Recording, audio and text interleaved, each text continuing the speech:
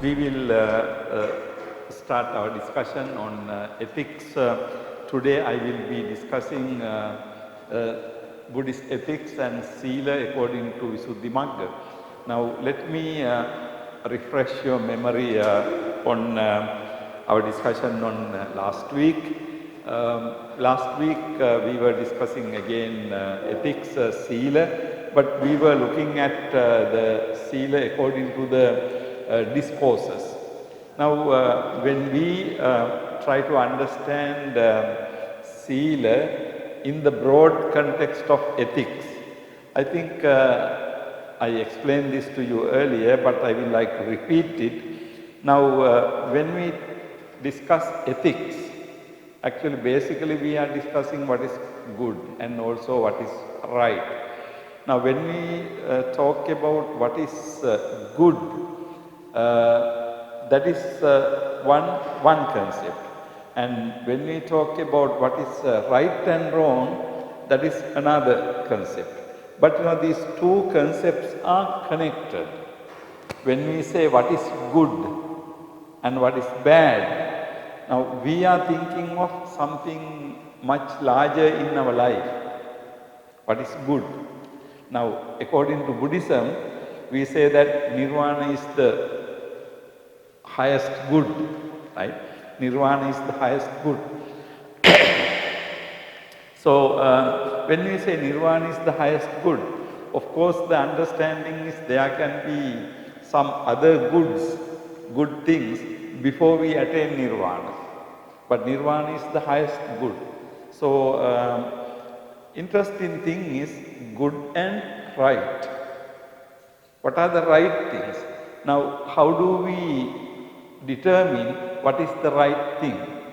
Now one way to determine what is the right thing, in my last discussion I showed you whatever that is relevant to attaining Nirvana is right. Okay? Now this is how we come to discuss Sila in ethics. Now important thing to notice is when we discuss ethics, we are also discussing what is good and also what is right. But you have to see that these two words are good and bad, right and wrong. They are connected together, but of course they have different meanings, important differences. So in other words, we decide what is good to our life, and then we decide what is right and wrong accordingly. Now, for example, you are studying here. Why do you study here? We can answer, okay, we study here in order to get knowledge. So which means that we think that knowledge is good, right? If knowledge is bad, we are not spending our life like this, right? So basically knowledge is a good thing. We consider knowledge is a good thing. So in order to get that good thing, we are doing something.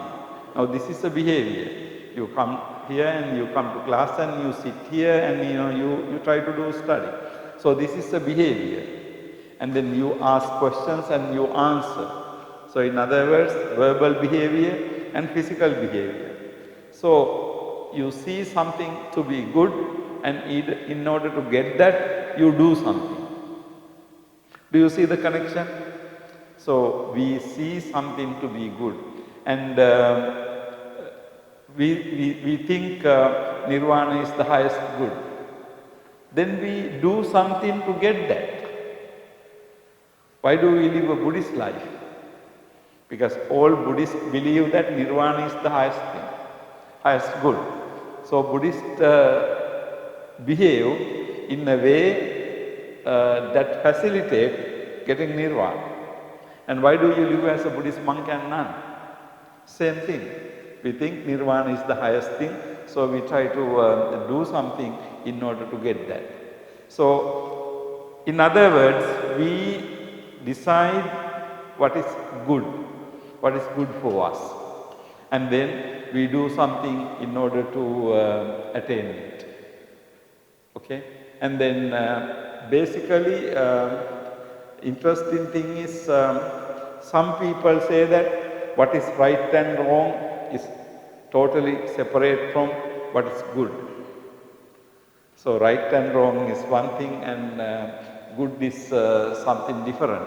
But about that we can debate. But in Buddhism there is a very strong aspect. What we consider to be good is ultimately we look at the goal, ultimate goal. Now when we were discussing religion, we discussed, you remember, goal. That's what we want to achieve, ultimate end. And then today in afternoon I will be discussing path. What do we do in order to achieve? So, this ethics and religion kind of go parallel here in our discussion. But anyhow, before going into Visuddhimagga discussion, I wanted to make clear these two concepts. What is good and what is right. Okay? So, we consider something to be good and then we can decide our behavior accordingly. However, if what we consider to be good is not really good, then right and wrong becomes a problem. Suppose you think that your ultimate good thing is to be rich.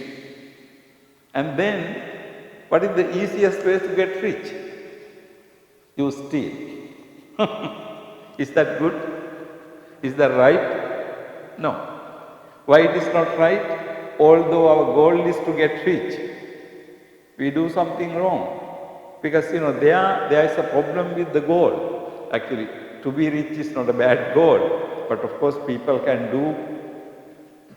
be rich by doing bad things. But to attain nirvana is a good thing because nirvana is a good thing.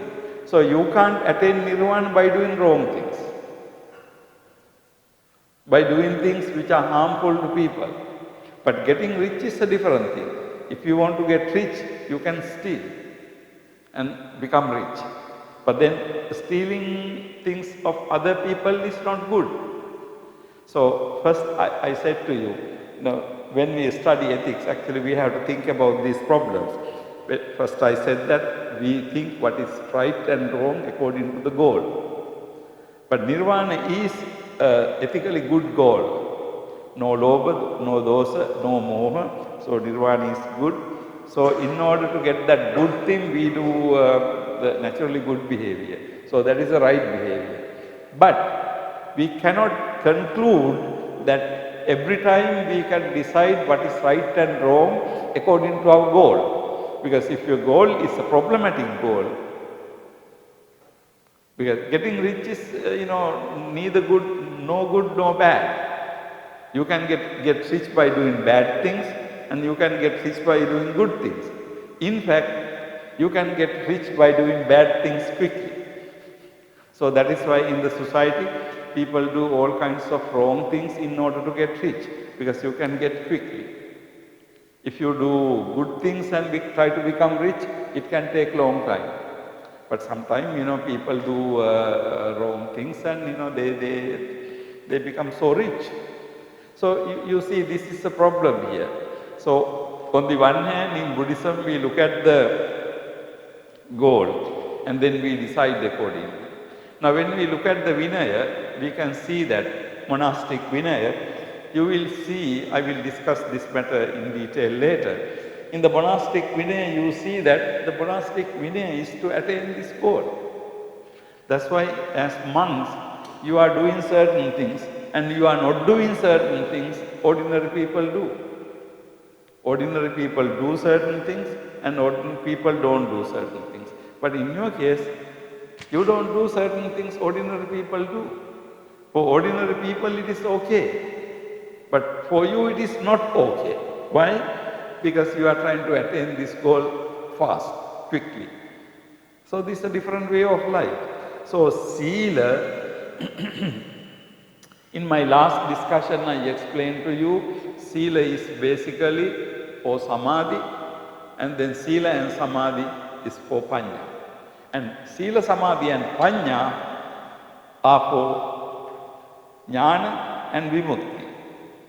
You know, in Buddhism, there is a statement Atthanga samannagato maggo, dasanga samannagato araha. The path has 8 aspects.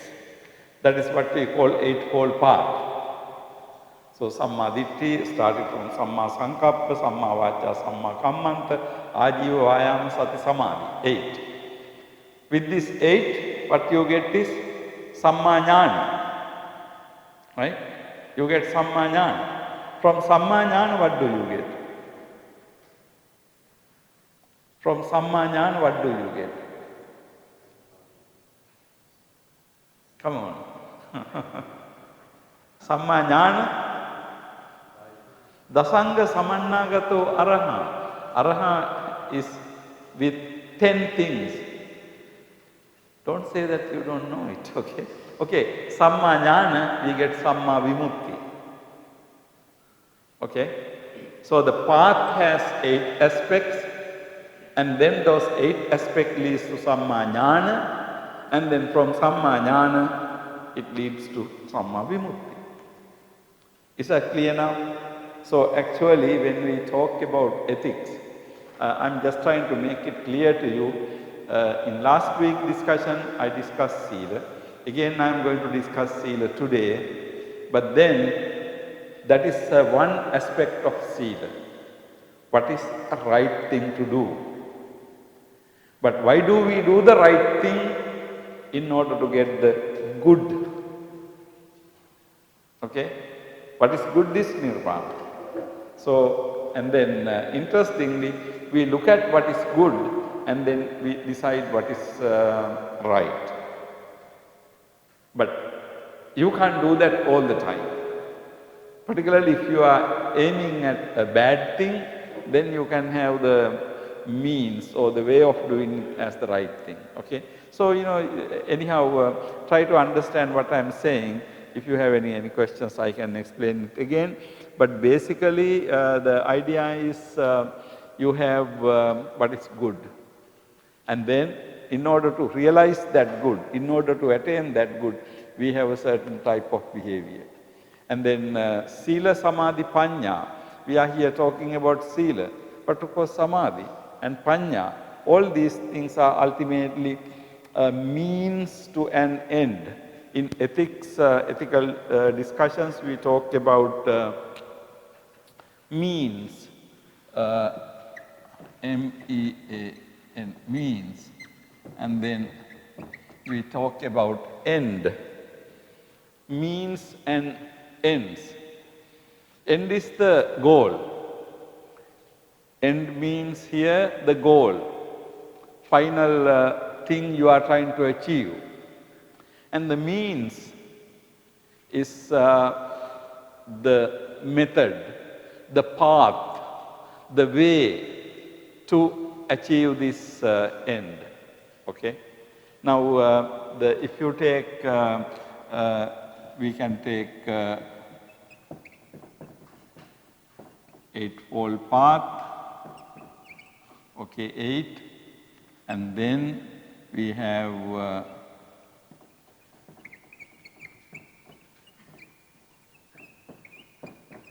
Samma Jnana, and then from that we have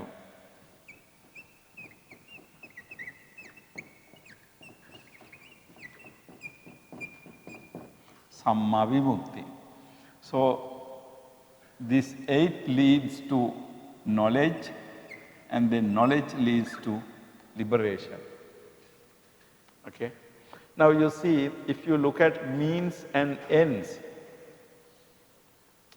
this eightfold path is a means to get knowledge. So knowledge is an end. But knowledge is not the ultimate end, because beyond knowledge there is something more than that. Beyond knowledge, Vimutti. And then beyond Vimutti, no, nothing, because Vimutti is the liberation. Vimutti is what we ultimately expect. And then Nirvana is the ultimate happiness. Nibbana Paramang Sukham. All human beings, all beings in the world try to be happy. That is the end. Four Noble Truths, dukkha is the problem. So if the dukkha is the problem, happiness is what we achieve. So the highest happiness is nirvana, you see. So the means, we have Eightfold Path, and then from Eightfold Path we have jnana, and then from jnana we have vimukti. So here you see ultimately the end is vimukti. So this is the end. This is what we try to achieve. So in ethics, in fact, this statement, if I remember correct, this comes in the Dasuttara Sutta. Dasuttara Mahachattara Isaka in Majjhima Nikaya, I am not sure, but you will have to look at both and see. But do some homework. Read both Dasuttara and Mahachattara Isaka.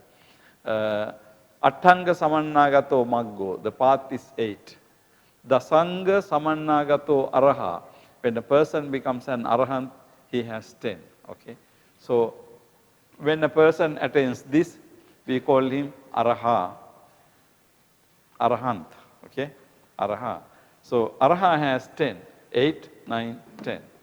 So, with all these 10, one becomes an Arahant. With 8, we get Jnana. And then from jnana, we get, this is something very interesting. When we talk about ethics in Buddhism, it is not simple sila. It's a combination of everything. And I'm sure you know this statement.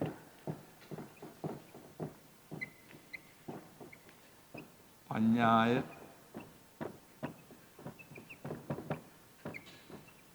Visvā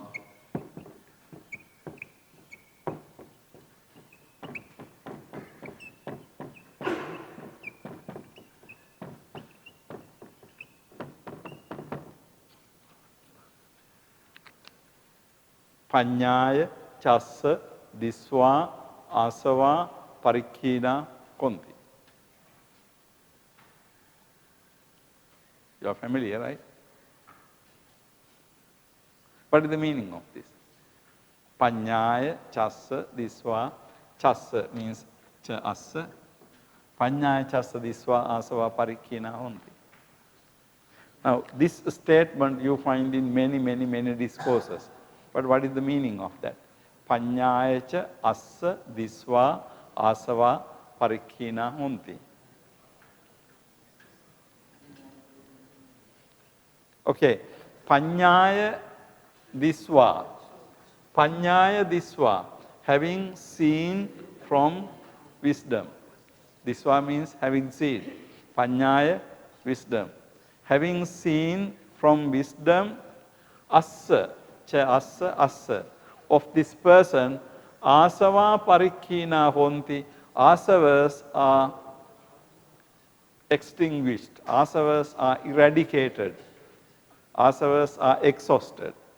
So, paññā, asava, those are the most important terms.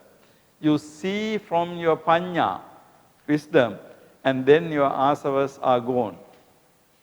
Now you see the whole Buddhist path is here. That's why we say sila. Sila leads to samadhi, and both sila and samadhi lead to paññā. Okay? And then all three, paññā leads to jnana, and then jnana leads to the vimukti. So it is something like this. We have sila, and then we have sila samadhi, and then we have sila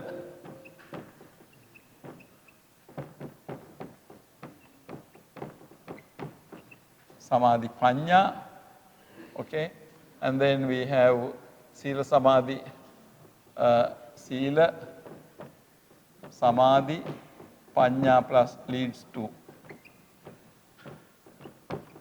jnana, and then we have jnana leading to vimukti, okay. Sila plus samadhi plus paññā, sila plus samadhi plus paññā plus jnana, nirvana. Now, when we discuss Buddhist ethics, actually we are discussing this whole thing. Okay, not only sila. Ultimately, it includes vimutti. Vimutti means nibbana. Why nibbana? That is the goal. That is the highest good. That is the most happy state. So we try to achieve that state. So this is just the connection, okay? I mean, we are talking about here sila very much. But of course, sila and samadhi, you can't separate. And then sila, samadhi and panya, all three together, you cannot separate. And then sila, samadhi, panya together leads to jnana, number 9 here. And then ultimately, all three lead to vimutti. So here we have 8, 9, and then we have 10. So this is what is called dasanga samannagato araha. Araha has 10 aspects. Dasanga samannagato araha. So your asavas are exhausted, having seen through wisdom, and then what happens is you become liberated, you become free. You know, this is the whole thing, okay? So this is, now we will get back to this. In Buddhist ethics, we are discussing sila according to the Visuddhimagga. So in my last week discussion, I showed you how sila is, the connected, to sila, samadhi, panya, and this aspect.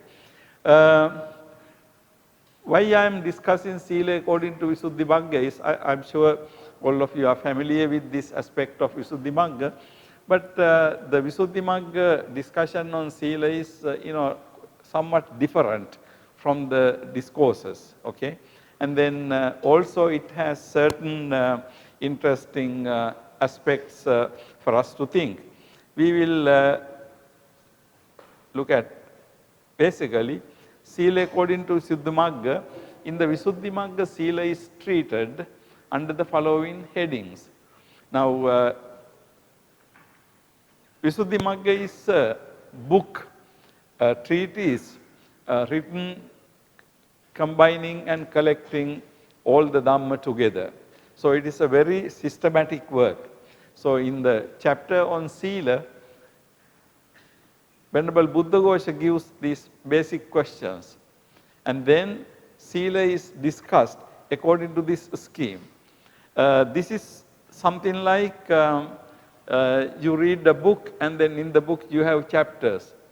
Chapter 1, chapter 2, chapter 3 and so on.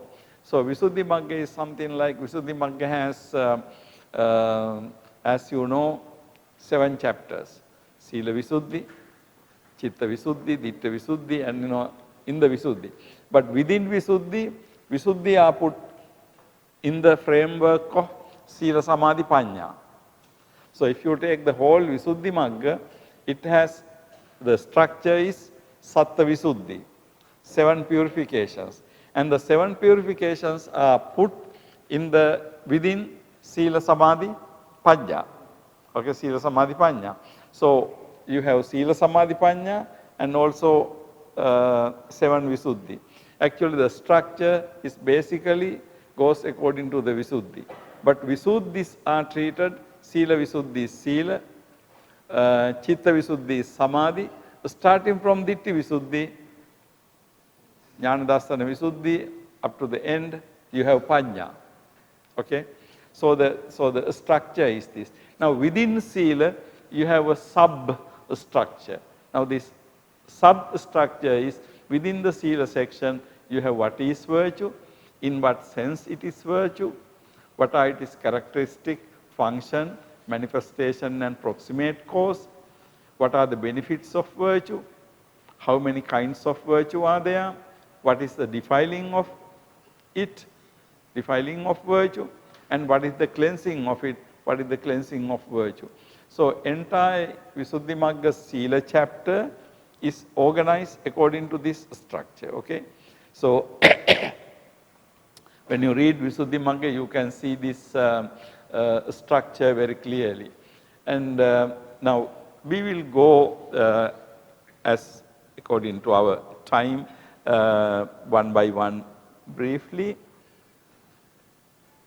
Now, the first question is, what is virtue? Now, what is virtue? Now, what is the meaning of this question? What is virtue? It is interesting, when we discussed Sila in the discourses last week, in the discourses, Buddha never tried to define a concept. Now, here you see a very important difference. The difference is that here in the Visuddhimagga, Venerable Buddhaghosa tries to define a particular concept. What is this? Now, this definition of a concept is something very interesting in academic discussion of something. We will get rid of this.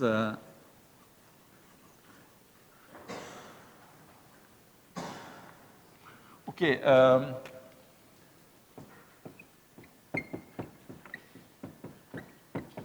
Definition. Definition means you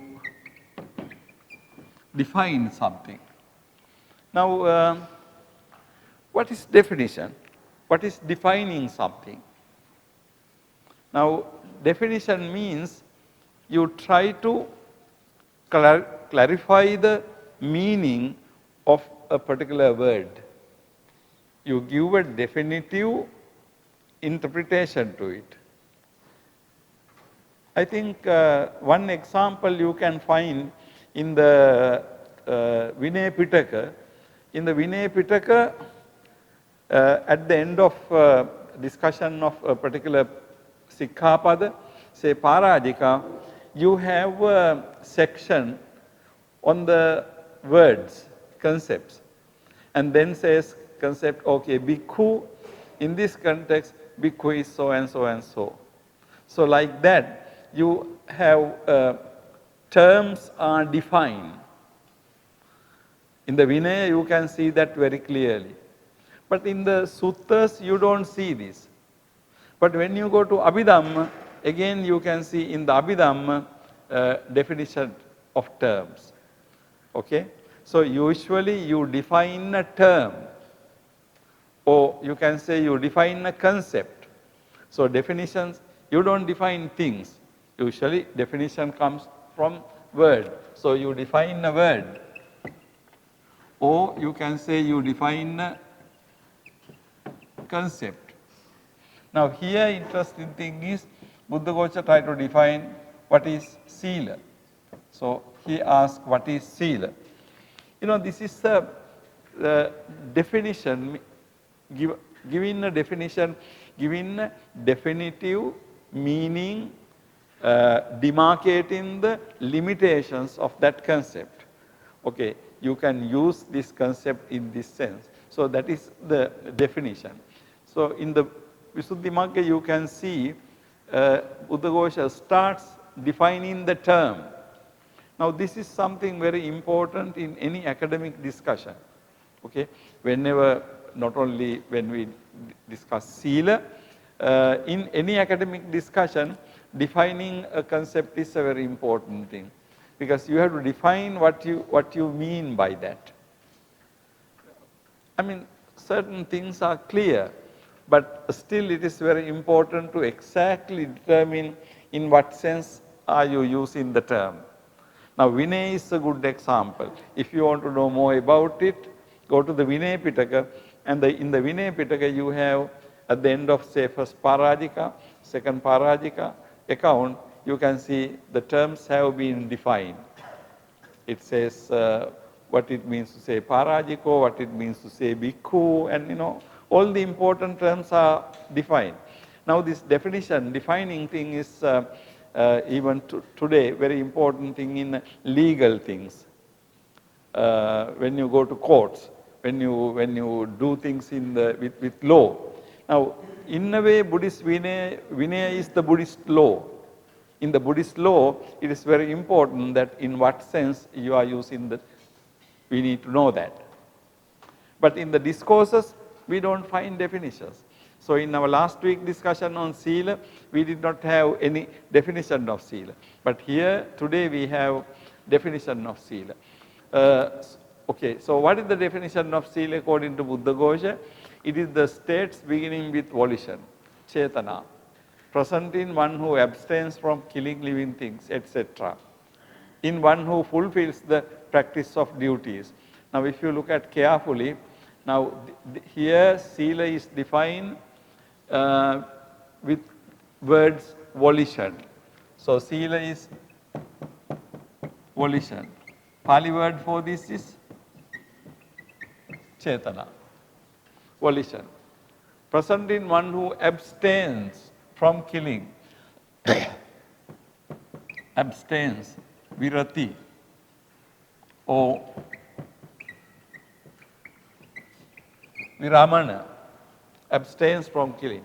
And also one who fulfills the practice of duties. Duty means vatta.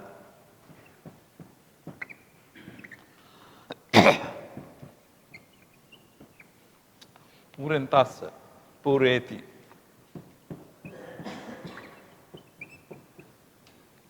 So here we have virati and here we have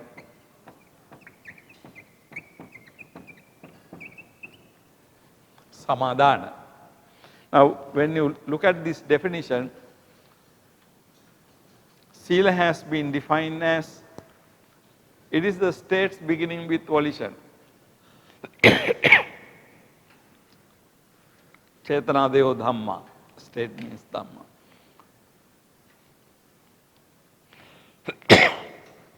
Sorry. Panati patadihi va viramantassa, vattapativattam va purentassa, uppanna chetanadeo dhamma silang nama. Now this is Visuddhimagga definition. Panati patadihi va viramantassa, when you abstain from killing. Vattapativattam va purentassa, when you perform your duties. Uppanna chetanadeo dhamma. Dhamma means aspects of mind. So the chetana. Now, you know, this definition is very interesting. Basically, usually what we consider to be Sila is Samma Vacha, Samma Kammanta, Samma Ajiva. Now, Samma Vacha is word. Samma Ajiva and Samma Kammanta is action. So, usually Sila is defined as verbal and physical behavior. Sila pertains to verbal, what we talk, and also physical, what we do. Now that is basically the Sila. Okay? But look at the definition here. Here the definition, the important thing is volition, Chetana. When you have the Chetana. Now in other words, Sila according to Buddhaghosa is basically a psychological thing. What do you mean by that? Psychological thing means without connection with your mind, without thinking, without volition, you can't do anything, right? Now, karma has been defined as Chetana ahang bhikkhave kammang vadami. Kamma is Chetana. Chetana is volition. Because if you don't have Chetana, there is no karma, right? You have to have Chetana to do that particular thing. Now I pass you and my hand touches you, but I don't have intention to hit you. But I can intentionally hit you, or accidentally without intention, my hand can touch your body. But the two are, in the second thing, if I did not have an intention, then I have not done anything wrong. So the Chetana. Now here the interesting thing is, although Sila is generally understood as physical and verbal behavior, here in the definition, important thing is it is the states beginning with volition, Chetana Deo Dhamma.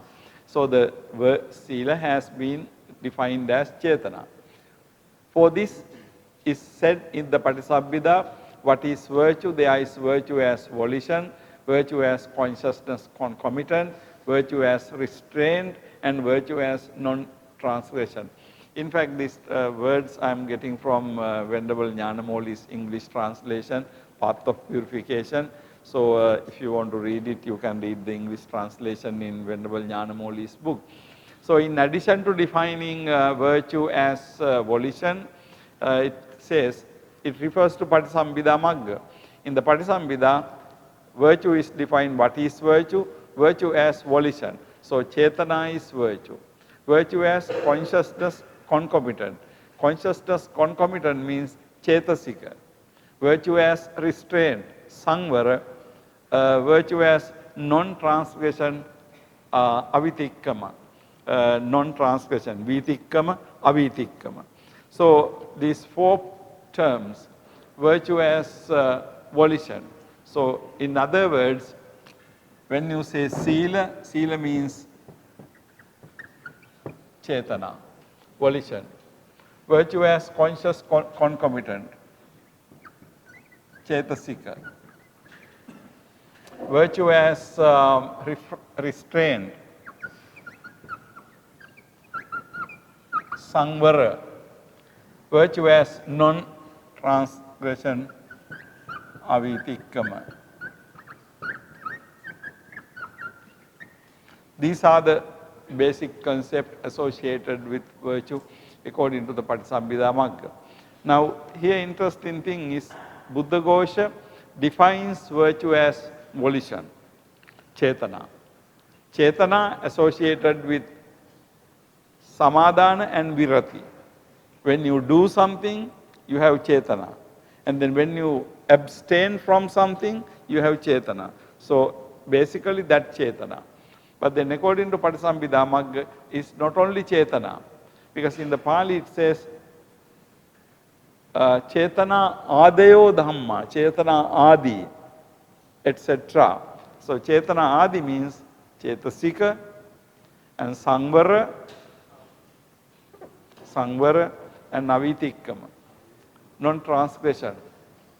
So basically, non-transgression means you don't violate certain precepts. So not violating a precept is non-transgression. Restraint means you don't do certain things, physical restraint, verbal restraint, mental restraint, so that is Sangvara. And then Chetasika, Chetasika means the ideas, the states of mind, and then volition is Chetana. Basically, that is the idea. So here, the Buddhaghosa defines the concept of virtue as Chetana. And then we will move on to the second one. In what sense it is virtue? It is virtue in the sense of composing. Silana or Silana. Now, Sila has been described as Silana. What is the meaning of Sila? Silana. So, it is described with another word. Now, Silana is another act. Silana.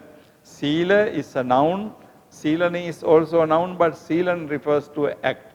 Silana means composing. Composing means you become composed, means you become calm. That is the meaning of composing. Okay? So, Silana is composing, or you can say composure. It is virtue in the sense of composing. Sila, now in what sense? Why Sila is called Sila? In other words, the second question is, why Sila is called Sila? I mean, for any noun we can ask this question. Why Manusa is called Manusa? So then you have to define, okay, Manusa means Mana Ussa or whatever. Why Deva is called Deva? In the same manner, you are asking why Sila is called Sila. Okay, according to this, Sila is called Sila because it is Silana. It composes you. It composes your behavior. It makes you calm, quiet, very composed person. So, in what sense it is virtue? It's virtue in the sense of Silana.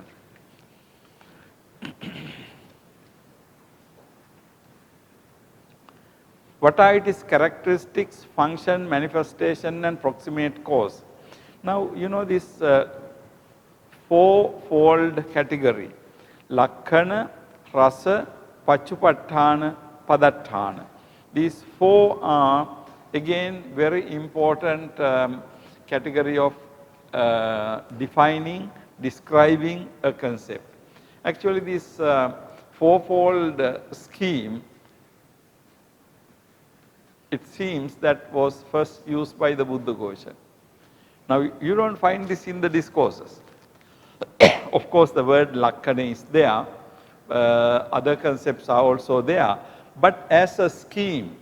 Now, if you look at Buddhaghosa's Visuddhimagga or any other commentary, you can see that many concepts are being defined: Lakkana, Rasa, Pachupatthana, Padatthana.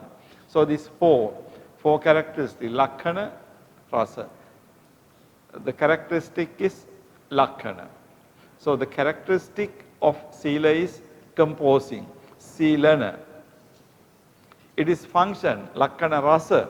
Actually, Rasa generally means taste, but here in this context, Rasa doesn't mean taste, Rasa means function. Okay. So, the number one is what is the characteristic, and then number two is Rasa, function.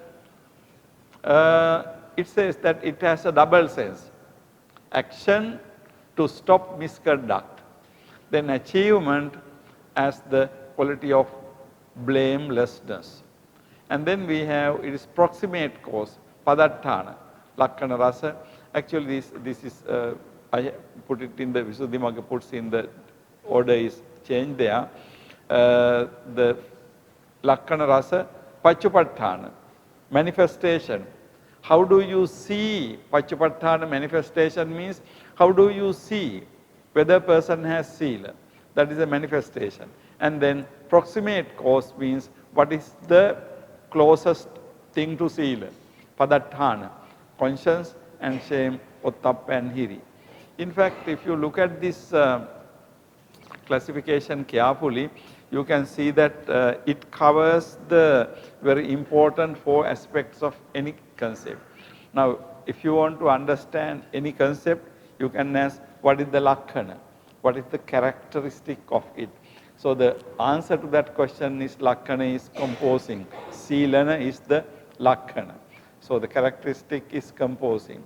And then what is the function? What does it do? So, what does it do? It does two things according to this. One is action to stop misconduct, that is virati. So, the Sila stops misconduct. And then achievement, sampatti, means quality of blamelessness.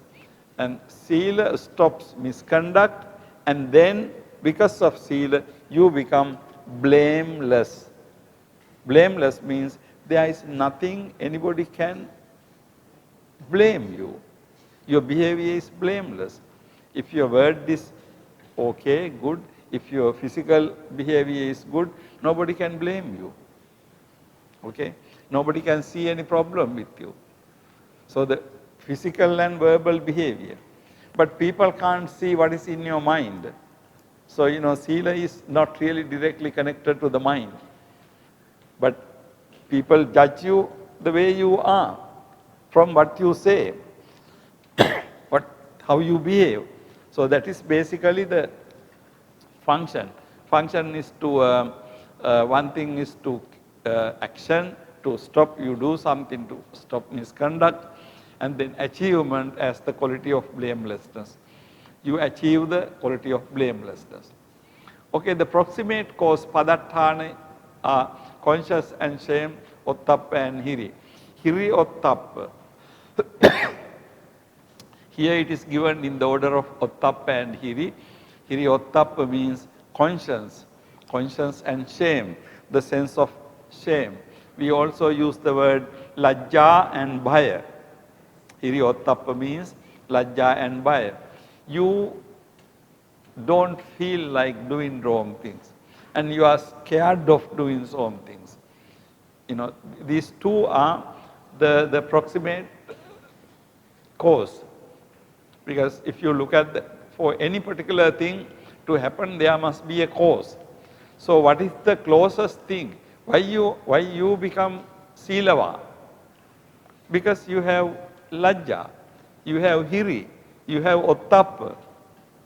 That's why you don't do wrong things. Now, suppose you feel like killing an animal, but you don't do it. Why? Because ottappa, you fear doing wrong things. And then, you are ashamed of doing wrong things. So, hiri and ottappa are the proximate cause. Proximate cause means there can be many causes, but the most immediate cause of sila is hiri and ottappa. And then the interesting thing is manifestation, bodily and verbal purity. Manifestation means simple language. Manifestation means how do you know someone has sila? Manifest. What do you see? How is sila manifested to the outside? You think or you know that a person has sila when you look at the physical and verbal behavior. So, the manifestation is bodily and verbal purity. So, when your bodily behavior is pure, when your verbal behavior is pure, people know that you have sila. So, the manifest, it shows to the outside. So, what is seen from the outside? How do you see from the outside? Or answer to the question, how do you know that someone is with sila? You look at his verbal and physical behavior. So, if the verbal and physical behavior is pure, you know that person is silavan. So, the manifestation. This lakkana, rasa, paccupatthana, padatthana, this definition seems to be first used by Buddhaghosa. Now, this is one way in the Buddhist literature, commentarial literature, this is one way according to which a concept is completely described. Okay? So,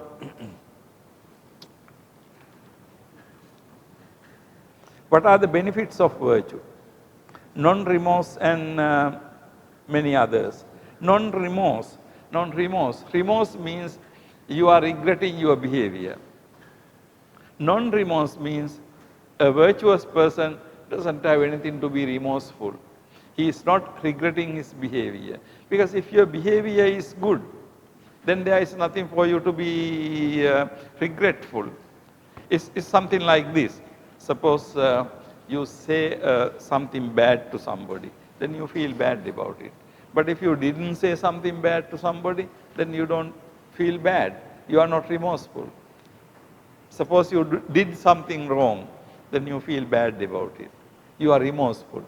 But if you didn't do anything wrong, then you don't feel remorseful. You are perfectly okay. It's like this, you go to a place, you meet with some group of people and spend 1 or 2 hours with them and come back. And then you think about how you did and how you said, and you find that perfectly okay. So you are satisfied about yourself. But if you did something wrong, if you said the wrong word, then you are remorseful. Okay? So what is the benefit of virtue? Basically, you are not remorseful. You are not regretting. And there are many others. Then we have a very important thing. How many kinds of virtue are there? How many kinds of virtue? How many types? How many kinds of virtue? In fact, I did not include the answer to that question because that is a very, very long answer in the Visuddhimagga.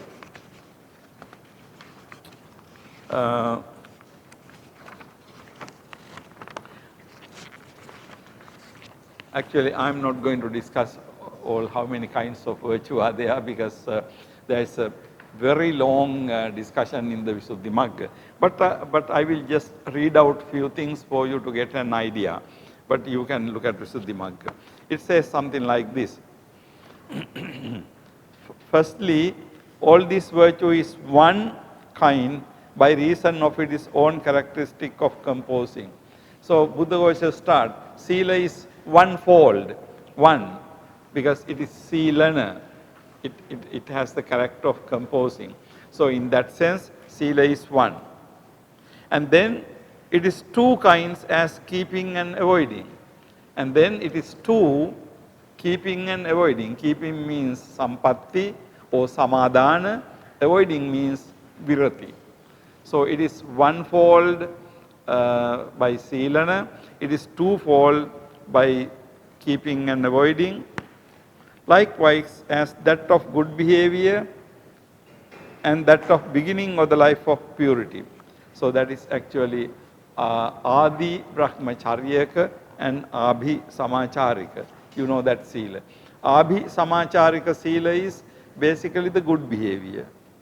Adi Brahmacharyaka Sila means Patimokha Sila. Right?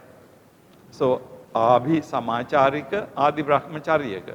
You know that distinction, right? When you go to the Vinaya, actually Abhi Samacharika Sila is included in the Vinaya in which books? Chullavagga Mahavagga contain Abhi Samacharika Sila. Parajika Pali and Pachitya Pali contain Adi Brahmacharya Sila. Okay. Now in the Vinaya Pitaka you have Chullavagga Mahavagga.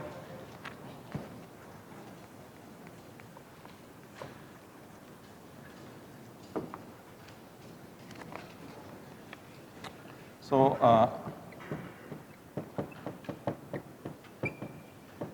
Parajika Pali,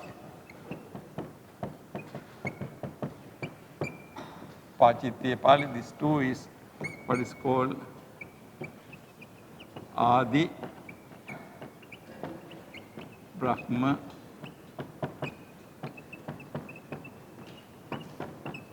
Charyaka Sila. And then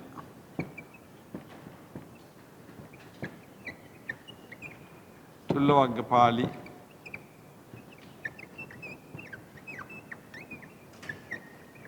Mahavagga Pali, these two are Abhi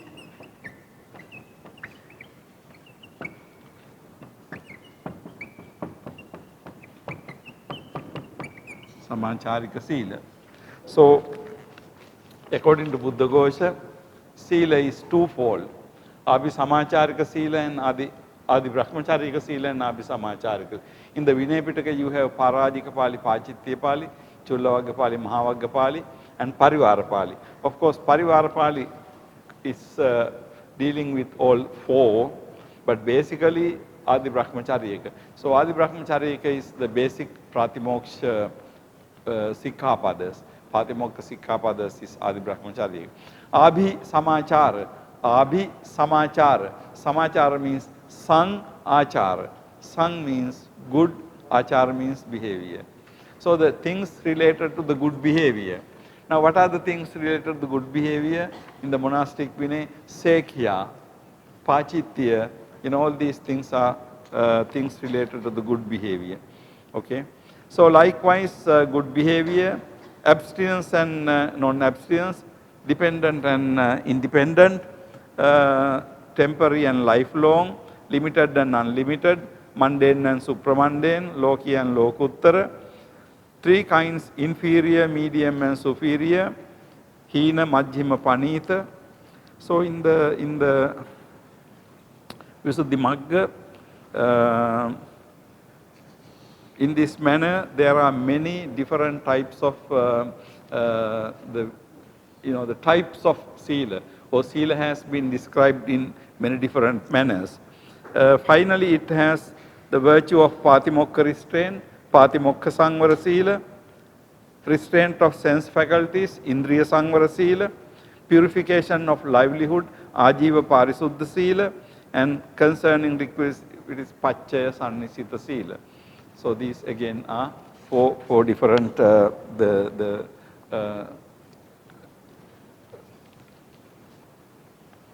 types of sila described in now one thing very important when you look at Visuddhimagga account of sila is that Visuddhimagga account is basically related to the Buddhist monastic tradition. Visuddhimagga doesn't discuss in the sila lay or Ghatha Sila. The Visuddhimagga discusses only the Pabbajita Sila. In other words, Visuddhimagga discussion is basically for the Sila that is pertaining to the Buddhist monastic tradition. bhikkhus and bhikkhunis, okay? So that is why basically, you know, you have this fourfold sila, Patimokha Sangvara Sila. Patimokha Sangvara Sila means the sila pertaining to the Patimokha rules. Indriya Sangvara Sila. Indriya Sangvara Sila means how to restrain the faculties. Chakku, Sota, Ghana, Jivha, Kaya, Mana. So how to restrain the faculties. Indriya Sangvara Sila. And then Ajiva Parisuddha Sila. Ajiva Parisuddha means livelihood. How do you earn your living? So that is Ajiva Parisuddhi Sila. And that concerning requisite. Pachaya Sannisita Sila. How are you going to use your requisite? Chivara, Pindapata, Senasana, Gilana Pachaya.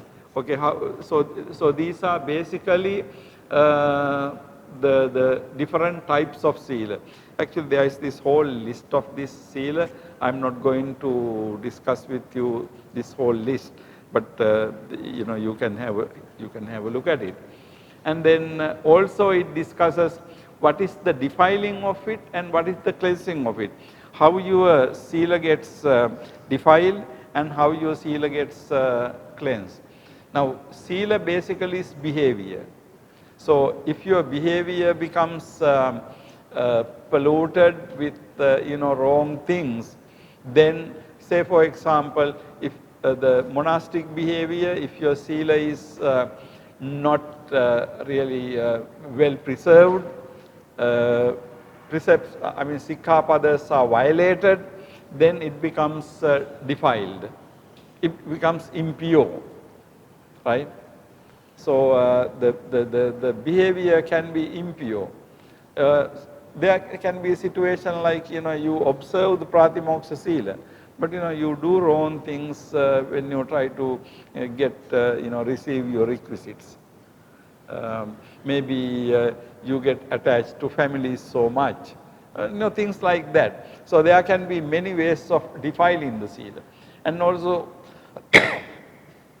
what is the cleansing of it is, how do you purify your sila? Actually, you purify according to Visuddhi Magga your sila by observing all the precepts in the proper manner, then you purify your sila. In other words, it's like this. Verbal and physical behavior, certain aspects can be good and certain aspects can be bad. So any ordinary person's morality, sila, cannot be 100% good. So in some sense you are good, but in other sense, you know, your behavior can be bad.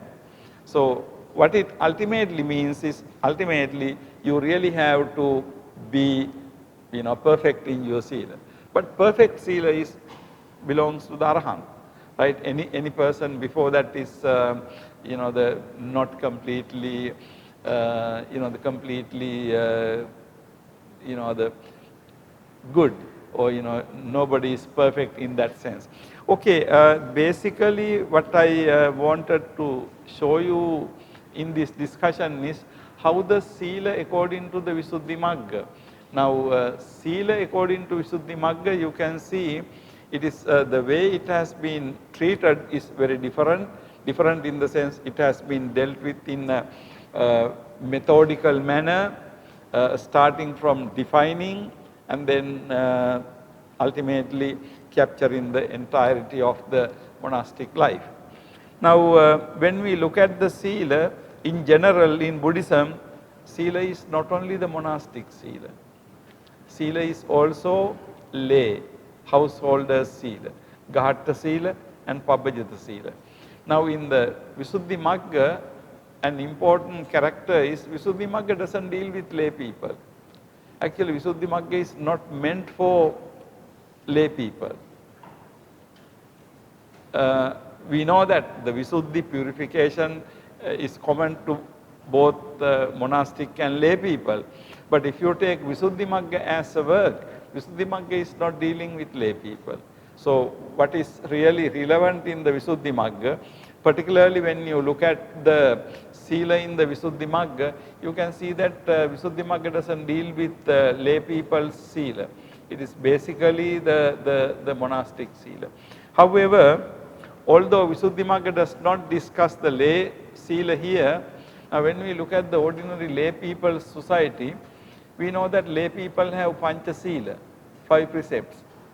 And then some higher precepts lay people observe when on the full moon day or certain religious days or during certain particular seasons lay people observe. But important thing is when you look at the lay people's Sila, something very, very important is actually lay people's Sila is not only for the Buddhist lay people. Lay people's Sila is for any lay person in the world. So the difference is the Sila described in the Visuddhimagga is basically for the Buddhist monks and nuns. Okay? But Sila, if you take as Gahatta Sila and Pabbajita Sila, Gahatta Sila is not only for the Buddhist Gahattas, Buddhist lay people, Gahatta Sila is basically for all the Gahattas. Okay? So that's the important point. Now, when you look at each of Gahatta Sila, you can see that they have really no any kind of limitation. When you say Panatipata Veramani Sikkhapadan Samadhiyami, not killing life. Now, whether you are Buddhist or not, whether you are following any other religion, whatever your religion or whatever your religious affiliation, not killing is a universal principle. Okay? Not killing is applicable to everywhere in the world. But in some areas, in some places, people are used to kill. For example, if you go to polar regions, certain areas, people have to kill fish and eat. Okay? But on the other hand, if you take certain fundamental characteristics of human life or any life, you see that any being loves his or her life most. So the self-love is the most important thing. And people do anything to preserve the life. Nobody wants to be killed. Now that is a universal nature. That's a universal nature. When you say universal, it is common to all beings, not only human beings. Okay? Not only human beings. Now in the Buddhist tradition we say, Sabbe Satta Bhavantu Sukhitatta.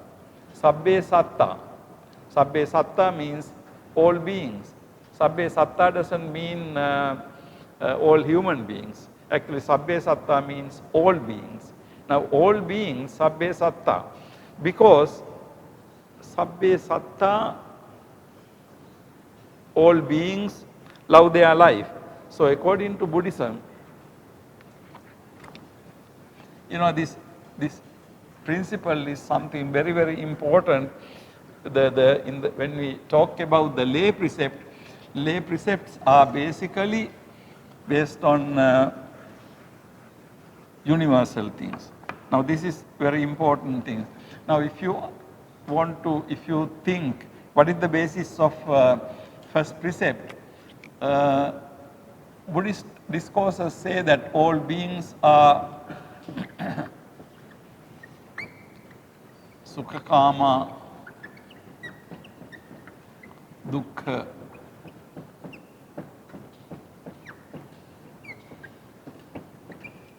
Sukha Kama Dukkha Patikula. And then we also have in the Dhammapada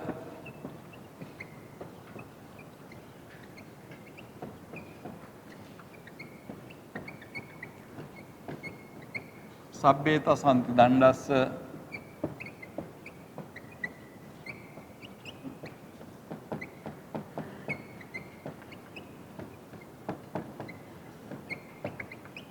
Sabbe Sang Jivitang Piyang. Sabbe Tasanti Dandasa Sabbe Sang Jivitang Piyang. Now, these are universal characteristics. These are given as universal characteristics. Sabbe Tasanti. Now, Sukha Kama, Dukkha Patikula. All beings, Sukha Kama. All beings like happiness, Sukha Kama. Dukkha Patikula, all beings do not like suffering. So, Sukha Kama, Dukkha Patikula. And then, Sabbe Tasanti Dandasa, Sabbe Sanjivitang Piyang. Sabbe Sanjivitang Piyang. The life is dear to everybody. Now, this is not only for human beings, this is for all animals, even the smallest insect is trying to preserve its life. So, now these are the basis really, why we should not kill. Of course, we all say Panatipata Veramani, but if someone asks why we should not kill, what is wrong with killing? So, the reason is this. And then also further Buddha says that if life is dear to everybody, if life is dear to you, don't kill any other person whose life is equally dear to that person. Tasma nahingse parang attakamu. So this is the third one. Tasma nahingse parang attakamu. Tasma nahimse parang attakamu. Tasma nahimse parang attakamu. Parang means other. Attakamu. Because you like to preserve your life. If you like to preserve your life, you must not kill anybody who likes to preserve his or her own life. Now, what I am trying to show you here is this. When you look at the Buddhist Sila, particularly when you look at the lay Sila, Gahatta Sila is actually universal. The difference is the monastic Sila is basically for the bhikkhus and bhikkhunis. If you are not a bhikkhu or if you are not a bhikkhuni, that monastic Sila is not applicable. Okay? So, monastic Sila is limited in that sense because it is for a particular group of people, monastic Sila. But if you look at lay Sila, when you say Panatipata Veramani, it is common to everybody. Okay? But the interesting thing is Panatipata Veramani is not only for the lay people, everybody. Now, when we say it is for everybody, it also includes bhikkhus and bhikkhunis. Right? Because if the Sila is for everybody, then everybody includes bhikkhus and bhikkhunis. So, you can see the Pancha Sila is for, we can say, everybody, including bhikkhus and bhikkhunis. Right? But bhikkhus and bhikkhunis has certain other Sila in addition to Pancha Sila. But of course, we know that when it comes to third precept, for the lay people, it is Kamesu Michachara Veramani. For the monastic society, it is Abrahmacharya Veramani. So there is a difference, distinction there. But apart from that, the 5 precepts are common to everybody. Because 5 precepts try to capture the universal things which are common to entire human society, entire society. So the first precept, do not kill, is something universal. Now look at the second. Second is Adinadana. You don't take what is not given to you. You don't take what does not properly belong to you. Now that again is universal. Nobody likes to lose their things, right? Nobody. Everybody likes their things. Nobody wants to lose it. So you don't like if somebody steal your things. So Buddha says, in that sense, don't steal other people's things. So again, you can see the criterion is if you don't like it, if you don't want others to do it to you, you don't do it to others. Right? You don't want others to do it to you, that you don't do to others. The stealing is something like that. So everybody likes one's own property, everybody wants to protect one's own property. If that is the case, nobody want to lose anything. So, And then Abrahmacharya and Kamesu Michachara, there is a distinction. Abrahmacharya means you completely refrain from sensual, sexual life. Kamesu Vichachara means you refrain from wrong behavior. So which indicates that right behavior is okay for the lay people. That's the distinction. Then you take again Musavada. Now again Musavada, telling untruth or telling lies, is again very important. We can consider to be a universal principle because again, nobody wants to tell lies. But people tell lies depending on situations, to get things done and, for various reasons. But telling lies is, not a good thing. So telling truth is the right thing. Okay, so you can see killing, stealing, telling lies. These three things. And then fifth one, Suramere, Panchapama, Dattana, Veramani, intoxicating. Now intoxicating is actually not like killing. There is a distinction between intoxicating drinks or whatever and killing or stealing or telling lies. Now simple taking intoxicating drinks, you can say that it is not really something like a papa, like killing. But then why it is included? Actually it is included because when you are intoxicated, you can do killing, you can do stealing, you can do sexual misconduct, and you can tell lies. So the intoxication causes doing all the other wrong things, okay? Now that is why intoxication is wrong. Otherwise, somebody can say, if you take a drink and you go and sleep, so what is wrong with that? Don't do that. But what I am saying is, it is not like killing a person. It's not like killing a person. But we know that it is wrong thing because it can be the cause of all the other wrong things. Okay, that is why. So now if you take these 5 precepts, you can see that the householders' precepts are basically for all lay people. It is universal. Now this shows a very interesting and important aspect of Buddhist Sila. Actually my discussion on Sila, I am going to conclude with this discussion. So basically Sila is the idea that your behavior. As I said at the beginning, you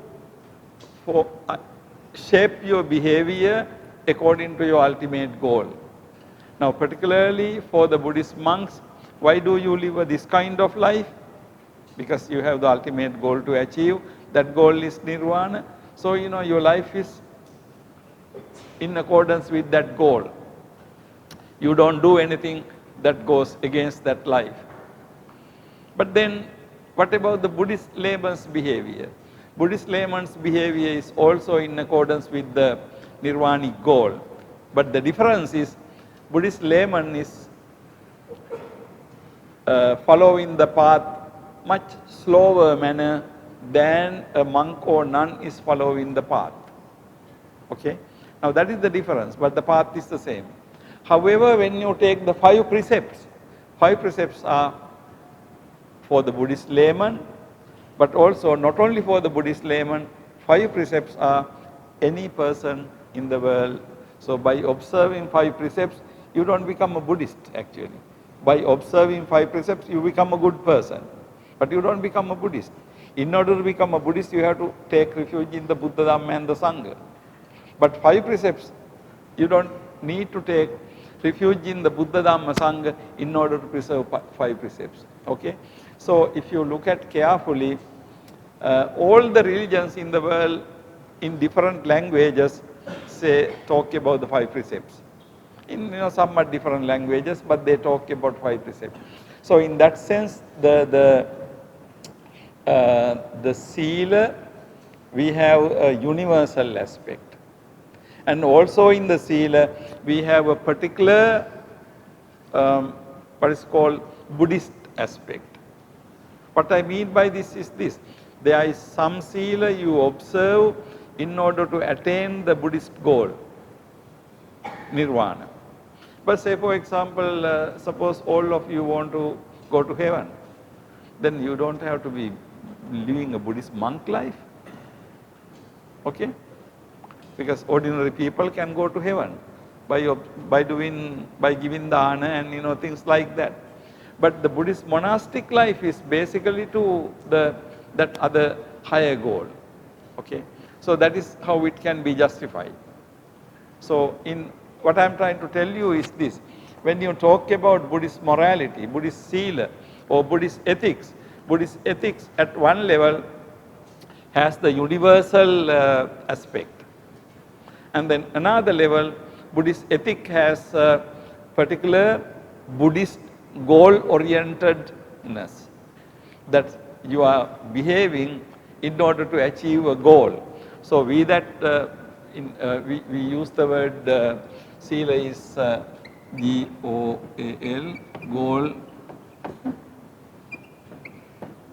goal-oriented. So we say Sila is goal-oriented. You want to achieve a goal. What is that goal? Nirvanic goal. So if you look at the Buddhist monastic behavior, we can say that Buddhist monastic behavior is goal-oriented.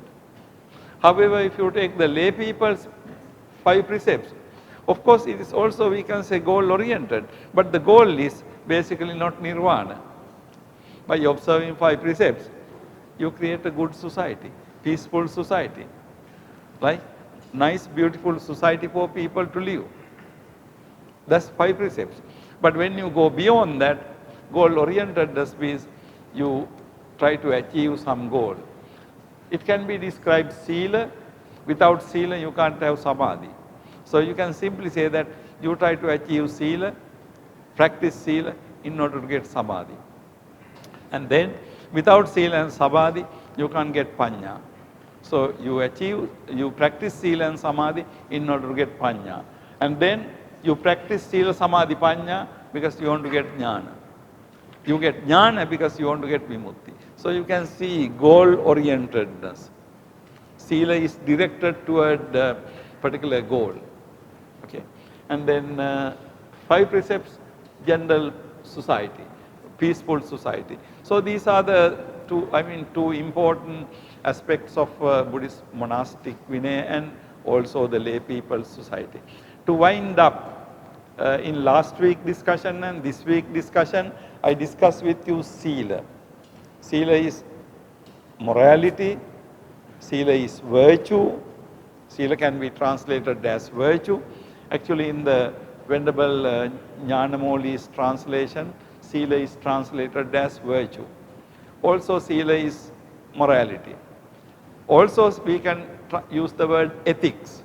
So in English language, ethics, morality, virtue, all these terms we can refer to Sila. Okay, because ultimately Sila refers to good behavior, therefore that's why it is moral behavior. Okay, from Sila we will move on to now Sila is what is right.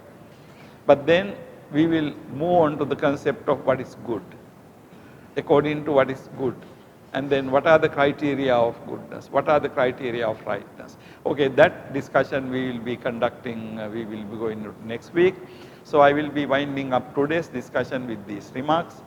Do you have any questions or any comments or anything that you want to discuss? Yes. Okay, go ahead, sir. Question. You say there are 4 characteristics of Sila. In the 4 characteristics of Sila, I see the manifestation of Sila show just only bodily purity and other purity. Yeah. But this does not show mental purity. Mental purity, yeah. So your question is how bodily and verbal purity is connected to mental purity? Yeah, Reverend, that's it's a good question. Actually, Sila is defined basically as external behavior.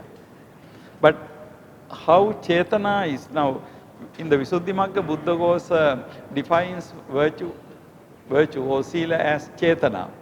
Because ultimately, without Chetana, actions don't happen. For any action to happen, there must be a particular Chetana. If there is no Chetana, then what we have is happening. Actually, we can have two things. We can have actions, and then there are what is called happenings. Now the distinction is, we call something to be action when there is Chetana. But happening is, things happen accidentally. Nobody is responsible. Wind blows and then the windows get slammed. Nobody is doing those things. So those are happenings, but these are actions. Now, verbal and physical things become actions only when there is Chetana. So in that sense, without Chetana, we can say there is no Sila. However, when we look at the behavior, Sila basically is concerned about what we outside see, manifestation. Sila cannot say much about your thought. When you are sitting like this, very calm and quiet, we can say you have Sila. But what is going on in your mind may be very bad, but nobody knows it. So Sila can be decided only on behavior. Now that is why Sila is concerned about behavior. Now, of course, behavior ultimately depends on the Chetana. But if you don't behave, now for example, I like to say a lie. But if you don't say a lie, you are not a liar. But in your mind, you want to say a lie. In your mind, you want to kill somebody. But if you don't kill it, then you have not violated. So the mind and at one level, mind and behavior are separated. Sila is that level. But ultimately, for something to be Sila, mind has to come in. In other words, we can say without mind's association, something doesn't become a Sila. But with only mind's association, also something doesn't become Sila unless you behave. I mean, you have to do, you have to say, you have to do, then only Sila comes. So how to explain the connection? At one level, without Chetana, nothing is an action. But only with Chetana, if you did not do, if you did not have action, then it is not complete. So that is why Sila is concerned what is outside. Now, like you take monastic Vinaya, Parajika or anything, like you have to do it. Otherwise, you are not guilty of anything. You feel like stealing, but you don't steal, then you are not Parajika. But in your mind, because it's very difficult to control our mind. We get ideas in our mind. So how can you do anything? So the mind is a different thing. So anyhow, my answer to your question is, without Chetana, behavior doesn't become Sila. But only with Chetana, also behavior is not Sila. You have to really behave, okay? So the connection goes in both ways. Okay. Hope I answered your question, but any other question? Yes, sir. Without Sila, we cannot get money. Without Samadhi, we cannot get food. Samadhi is, what is Samadhi? But Samadhi is Khanika Anatta. You mean Samadhi? Samadhi. Are you referring to Samadhi? Yes. Okay. We need Samadhi. We want to need You mean Khanika means instantaneous, right? What is the other one? Khanika or jhana. Actually, Reverend, yeah, thank you. You know, this samadhi and jhana, they are connected, but there is a difference. Now, when you say jhana, patama, dutiya, tatiya, chatutta, jhana means particular states. You are in the jhana.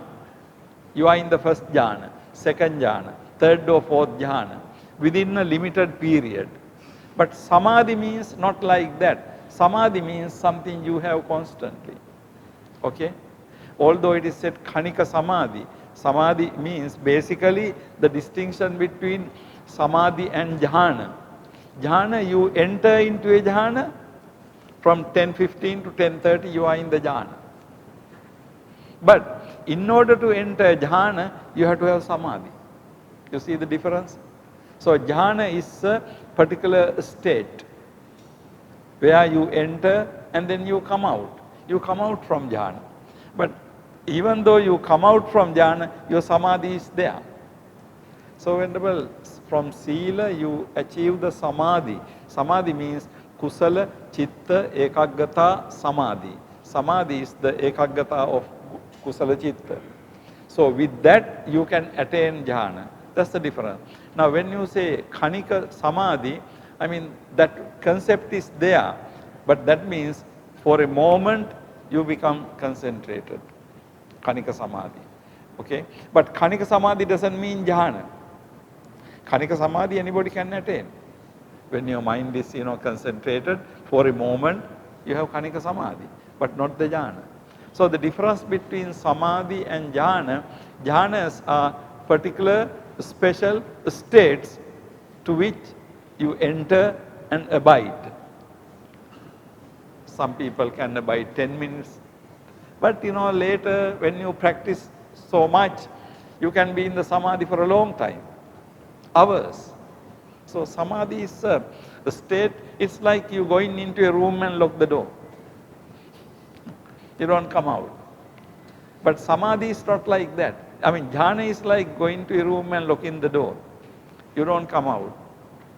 But Samadhi is a state that you have in your mind all the time. That is the connection between Sila and Samadhi. Because you have to have ultimately, in order to have Panya, you have to have a good behavior and also concentrated, calm, quiet mind. That's the connection, Reverend. Okay.